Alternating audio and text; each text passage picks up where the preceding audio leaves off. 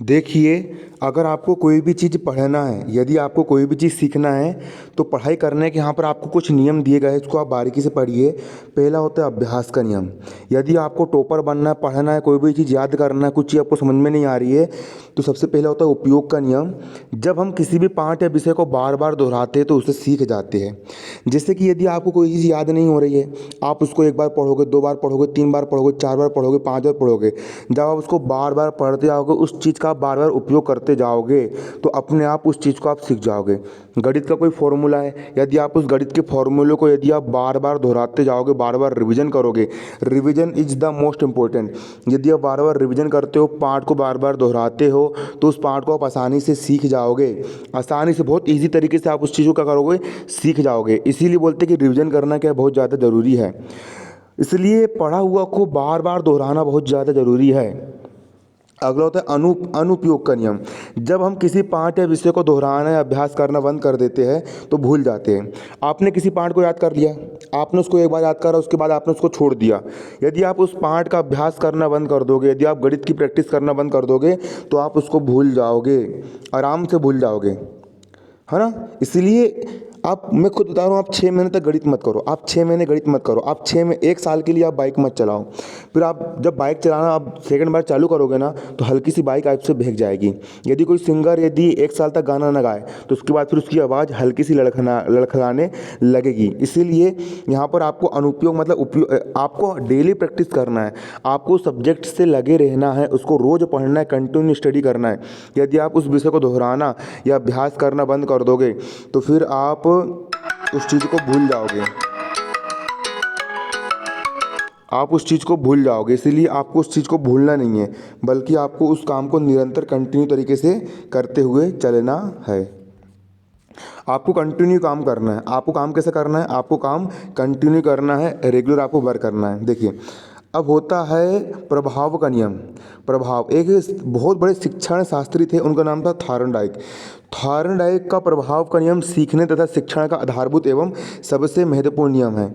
इस नियम के अनुसार व्यक्ति किसी अनुक्रिया या कार्य को उसके प्रभाव के आधार पर सीखता है। किसी कार्य अनुक्रिया का प्रभाव व्यक्ति के संतोषजनक होता है या खींच उत्पन्न करने वाला।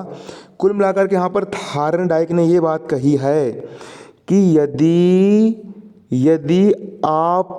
यदि आपको किसी काम को करने में कुछ मिलेगा, यदि इंसान को कुछ कार्य करने में प्राप्त होता है, तो इंसान उस कार्य को अच्छे से करता है। तो आप जब भी पढ़ाई करने के लिए बैठो, तो अपने मन में हमेशा ये सोचो कि मैं आज पढ़ाई कर रहा हूँ, कल मुझे बहुत अच्छा फल मिलेगा, कल मुझे बहुत अच्छे का मिलेगा फल मिलेगा। अगर मेरा वाला एग्ज़ाम यूपीएससी का मेरा एग्ज़ाम क्रैक हो जाएगा, तो कल को मैं कलेक्टर बन जाऊँगा। अगर मैंने एमबीबीएस का एग्ज़ाम क्वालिफाई कर लिया, तो मैं डॉक्टर बन जाऊँगा और मेरी 1 महीने की सैलरी 2 लाख रुपये प्रति महीने की रहेगी, है ना। मतलब हमेशा आपको सीखना है। जब आप उसको सीखते जाओगे और उस जब कभी पढ़ाई करने के लिए बैठो, तो खींच उत्पन्न नहीं होना चाहिए, मतलब बोरियत महसूस नहीं होना चाहिए। आपको बिल्कुल जोश के साथ पढ़ना है। और पुरस्कार और दंड का महत्व होता है। जैसे होता क्या है कि जब कोई बच्चा कोई काम को करता है और उस काम को करने के बाद यदि उसको पुरस्कार दिया जाता है, उसको इनाम दिया जाता है, तो उसके अंदर और इच्छा होती है कि मैं इस काम को और अच्छे से करूँगा। तो आप क्या करो, खुद को इनाम दिया करो कि जैसे कि आज का मेरा होमवर्क है कि आज मुझे 2 यूनिट याद करना है। अगर आप 2 यूनिट याद कर लोगे, तो उसके बाद फिर आप खुद को मतलब शाबाशी दो कि यार, अपने आप पर गर्व महसूस करो कि यार मैंने आज 2 यूनिट कंप्लीट करके रख लिया हूँ। इस प्रकार से आपको करना है। अगला नियम होता है तत्परता का नियम। तत्परता का नियम का मतलब ये होता है कि तुरंत, देखो भाटिया ने ये बोला है, भाटिया के अनुसार, भाटिया ने कहा है तत्परता किसी कार्य के लिए तैयार होना, युद्ध पर आधा विजय प्राप्त कर लेना है। अगर आप पढ़ाई करने के लिए तैयार हो गए, बिल्कुल तत्पर हो गए, तत्पर मतलब कि बस अब भी किताब दे दो, अब भी पढ़ने के लिए बैठ जाऊंगा मैं, तो तत्परता क्या होता है, ये तैयारी का नियम है। जब प्राणी सीखने के लिए तत्पर होता है, जब इंसान कोई चीज़ को सीखने के लिए बिल्कुल ऐसा उत्सुक रहेगा, उसके अंदर ऐसा ललक रहेगी, वो ऐसा तत्पर रहेगा, उसके अंदर बिल्कुल ऐसा जोश रहेगा कि भैया मुझे पढ़ना है, मतलब पढ़ना है। अगर तत्पर हो जाए कोई व्यक्ति पढ़ने के लिए, क्या हो जाए तत्पर, कि बस अब भी किताब ला दो, अब भी पढ़ूंगा मैं, अरे मेरी किताब कहाँ, बिल्कुल ऐसा बिल्कुल मचल जाए, तत्पर हो जाए। जैसे कि मछली को पानी से बाहर निकाल देते हैं तो मछली कैसे तड़पती है कि मुझे वापस पानी में डाल दो, वैसे अगर इंसान पढ़ाई करने के लिए बिल्कुल तत्पर हो जाए कि मुझे बस अब भी किताब लाओ, मेरे को अब भी पढ़ना है, मतलब पढ़ना है, अगर वो किसी काम करने के लिए तत्पर होता है, तब सीखने की क्रिया संतोषप्रद होती है। तब वो इतनी अच्छे से सीखेगा, इतनी सरलता, शीघ्रता और स्थायी रूप से सीख लेता है। और इसके विपरीत जब सीखने के लिए उसकी इच्छा नहीं होती है, जब वो सीखने के लिए तत्पर ही नहीं होता, उसकी इच्छा नहीं होती है, तब उसके लिए सीखना कष्टप्रद होता है। अगर आपकी इच्छा नहीं है पढ़ने की, आपको ज़बरदस्ती आपके माँ बाप आपको स्कूल भेज रहा है, ज़बरदस्ती कोचिंग भेज रहा है, मार मार के लठी लठ मार के आपको याद करवा रहा है, आपको ज़बरदस्ती कर रहा है, तो फिर आप उतने अच्छे से नहीं सीख पाओगे। आप सही तरीके से कब पढ़ पाओगे, आप सही तरीके से कब सीख पाओगे, जब आपके अंदर खुद इच्छा होगी। तो अपने अंदर की इच्छा को प्रबल करो कि बस सीखना है, नहीं सीखना है।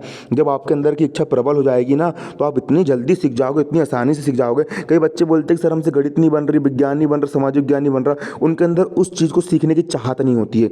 जिस दिन आपके अंदर उस चीज़ को सीखने की चाहत आ जाएगी ना, मैं बता रहा हूँ, आप उस चीज़ को चुटकियों में सीख जाओगे। इसलिए अपने अंदर चाहत लाओ कि सीखना मतलब सीखना है, सबसे आगे निकलना है। इस प्रकार से वीडियो कैसा लगा कमेंट करना। धन्यवाद। जय हिंद, जय भारत।